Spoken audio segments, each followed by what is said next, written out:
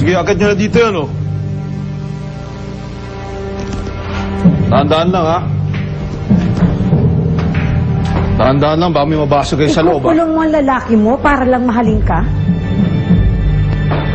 It's pathetic. Kung tinikom niyo yung bibig niyo, di sana hindi ako napilitang gawin to. Ginawa ko lamang yon dahil ayoko makita ang anak ko na parang pulubing nanlilimos ng pag-ibig. Darating din ang panahon, mamahalin din ako ni Machete. Kukumbinsihin ko siya na ako ang para sa kanya, hindi sa Aguinaldo. Ma'am Harla, ano pong gagawin namin? Ikulong niyo na yung statwa. O, ikulong niyo yung statwa, oh.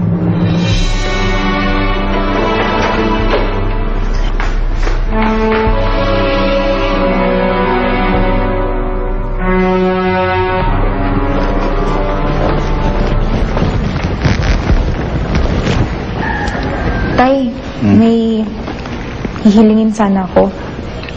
Ano yun? Baka pwede po akong sumaglit sa mansyon. Ano? Babalik ka doon? Baka ano pang gawin sa'yo ni Marla at Divina? Hindi, Tay. Hindi po ako magpapahuli sa kanila. Kahit sandali lang po. Maintindihan. Ano ba dahilan? Ba't mong gusto bumalik doon? Dakila ang dahilan, ano? Tay, gusto ko lang naman magpaalam na maayos eh. Magpapasalamat lang naman ako sa mga kabaitang pinakita niya sa atin. Sige. Sige na, pinapayagan na kita, pero babalik ka kaagad, ha? Mahuli tayo sa biyahe. Mabilis lang ako, Tay. Balik ako agad.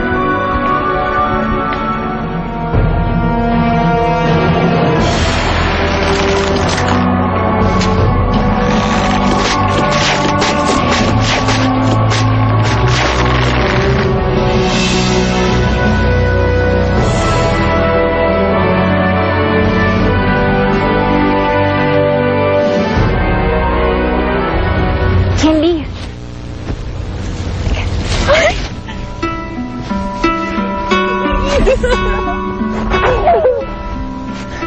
Kamusta ka na? Huwag kami ingay. Baka mahuli tayong Tita Divina. Kamusta ka na? Ikaw ang kamusta na? Si Mang Carlos kasama mo ba? Kamusta na siya? Hindi ko siya kasama.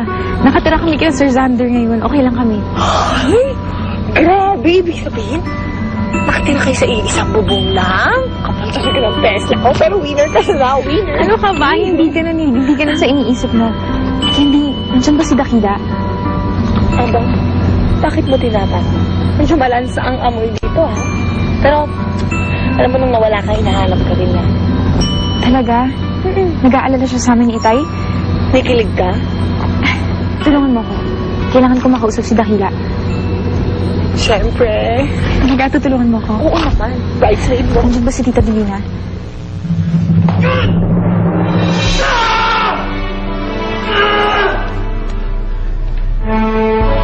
Bakit niyo ako kinulong dito? Hindi niyo ako alipin para gawin sa akin to. Pakawalan niyo ako dito! Masakit man sa loob ko yung ginagawa ko sa'yo. Pero yan lang ang naisip kong paraan para hindi mo ko iwan.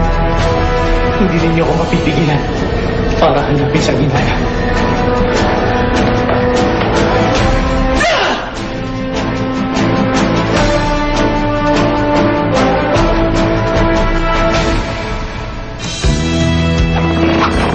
Siya ang mantala na nakapagpahiwalay noon kay Machete at Aguinaldo. At siya rin ang tanging makakatulong sa iyo upang sirain ang pag-ibig na itinakda. Higit ang kagandahan ng taong may mabuting puso. Kaya para sa akin, walang kapantay ang iyong kaligtan. Hindi magiging madali ang pagbuhay sa kanyang muli. Anong dapat ialay? Buhay sa buhay. Sino ang iyong iaalay? Ikaw. Ito na siguro ang huling beses na magkikita tayo. Hindi kita makakalimutan. Gusto kong magtagumpay. Mangyayari lamang kung ipapagamit mo sa akin ang iyong katawan. Ikaw at ako.